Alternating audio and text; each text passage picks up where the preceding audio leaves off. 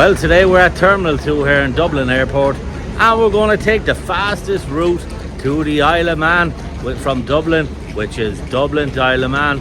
Oh, and you're going to want to see this today because we're going into Peel Castle.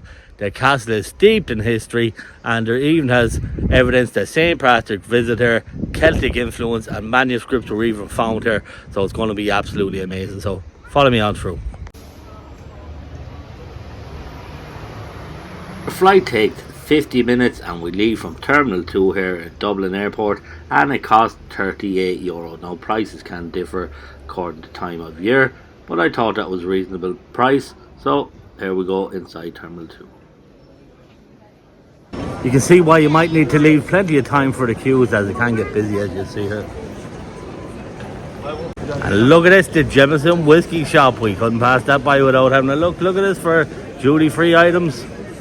You see here behind me, don't forget you're all duty free when you're on the way to the Isle of Man. And an interesting point to note is the Isle of Man is not and never has been part of the United Kingdom, nor is it even part of the European Union. It's not represented at Westminster or in Brussels. The island is a self-governing British Crown dependency, as the same as Jersey and Guernsey in the Channel Islands, with its own parliament, government and its own laws. So therefore your duty-free allowance is maximised.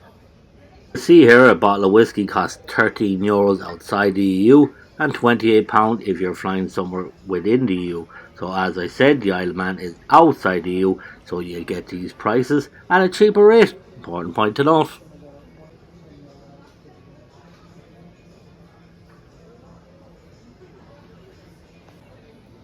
So you'll see you can shop for clothing items also in this duty free. Terminal 2 has a great selection. It's absolutely an amazing place with an abundance of restaurants.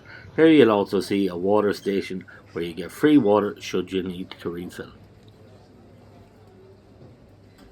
And look at this for a series of doors to get in through the gate.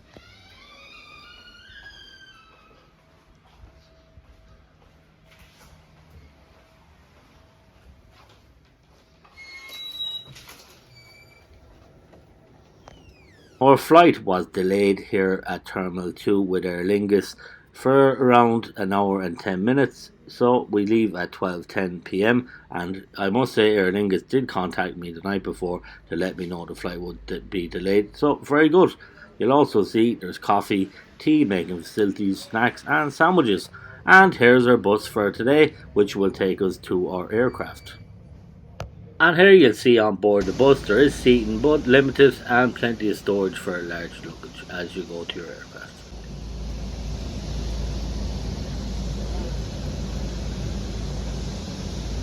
Just to note, we'll be flying on a regional A2R 72-600 aircraft, and these turboprop aircraft combines unmatched environmental and economic performance, and these ultra low fuel burn aircraft emit up to 40% less CO2 on these regional flights. So that is a credit to Aer Lingus. They're trying to keep emissions down and trying to get air navigation environmentally friendly, which is always a plus. We now board our flight, and we'll see on board there is overhead luggage storage. Also there's aircon and a reading light provided above, and also we have a table tray in front of us, and I must say the seats were very comfortable, leather interior. The leg room was ample enough. You'll see here by my bag on the left hand side that I'm going to show you. You can see here the leg room was pretty sufficient, I suppose, for the journey. Now the journey did take only 30 minutes because the wind was picked up dramatically.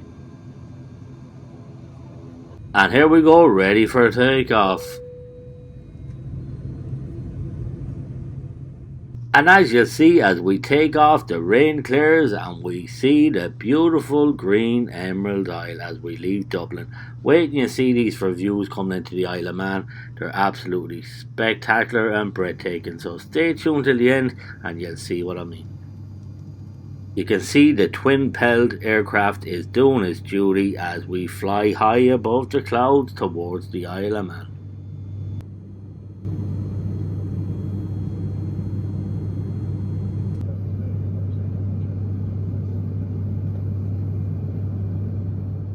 As we prepare to descend, we can see the Isle of Man here on our right.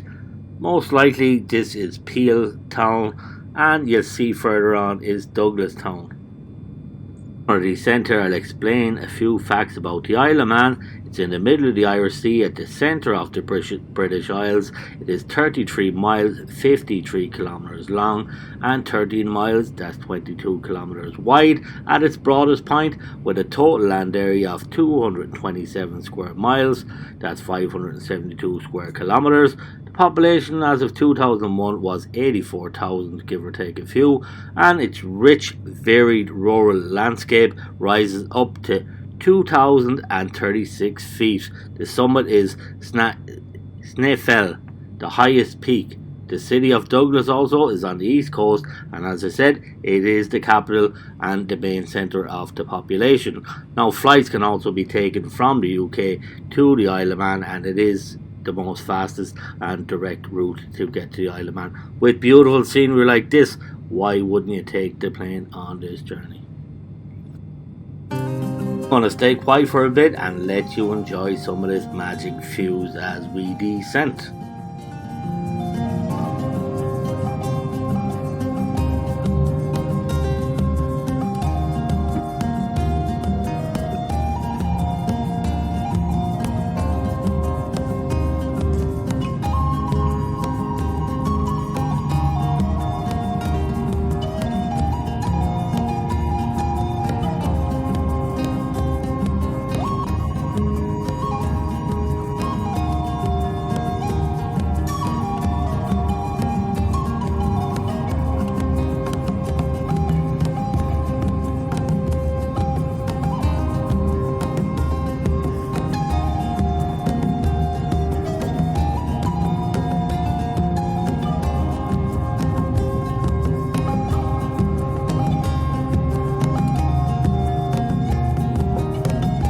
Now we'll make our way through the airport, past baggage, and as you'll see here, it's a small airport. It does have an information booth as shown near the exit.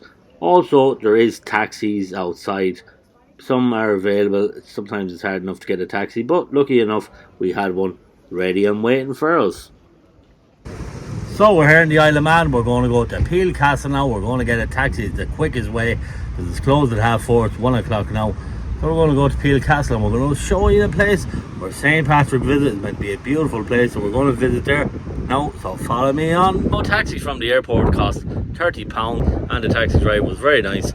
So I'm at Peel Castle, as I said. I'm going to show you the map here so you'll see the other areas you can visit around the Isle of Man. Now we're just going to visit Peel Castle today. We're going to visit Douglas as well. So stay tuned. We're going to have a look around the city. As you can see from the previous clip, it was a bit windy, but right here at Peel Castle you can see some of the good sights that you can see here around the Isle of Man. So pause if you wish to see it in more detail.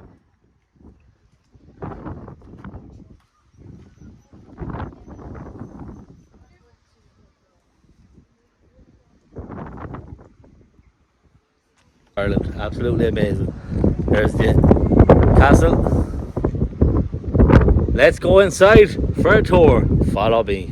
You see there's a series of steps up here to the castle, so it might be a bit difficult with people with mobility issues, but we're going to go up and see what it's like. And the castle stands on St. Patrick's Isle, which is connected to the town by a causeway.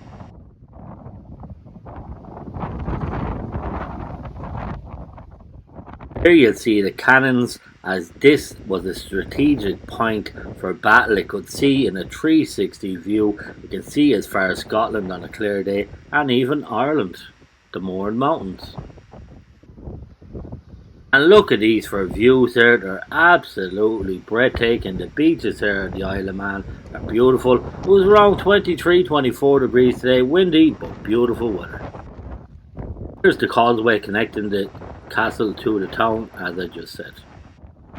The castle was built in the 11th century by Norwegians under the rule of King Magnus Barefoot, while there were older stone Celtic monastic buildings on the island. The first Norwegian fortifications were built of wood. Where Here we get a glimpse of the Round Tower, and the prominent round towers were originally part of the Celtic monastery built by bailments, added at a later date in the early 14th century. The majority of the walls you see here and towers were built primarily from local red sandstone. So here you'll see the Round Tower in all its glory and the glorious sunshine shining from above.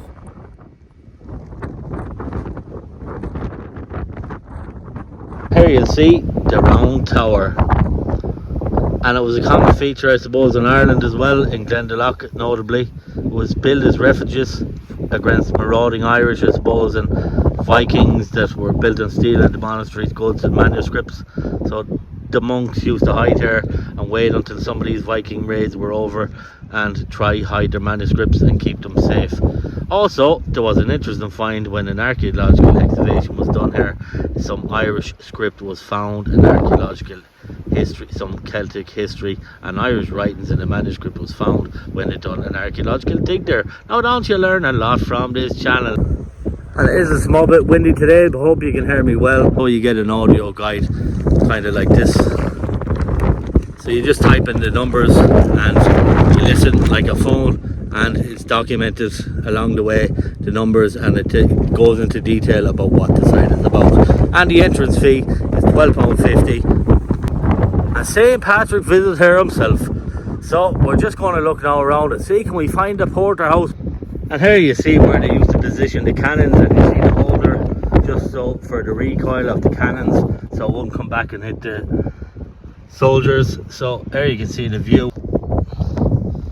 And here we see a banqueting hall. It was built in the 15th century, and no doubt we'll say that the elite must have had a great time here.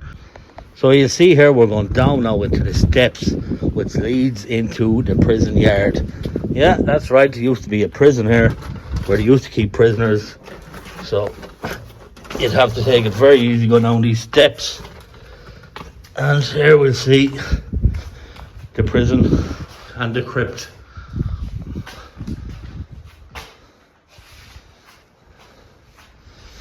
At least the prisoners had a bit of a view just about and fresh sea air. So there's the view.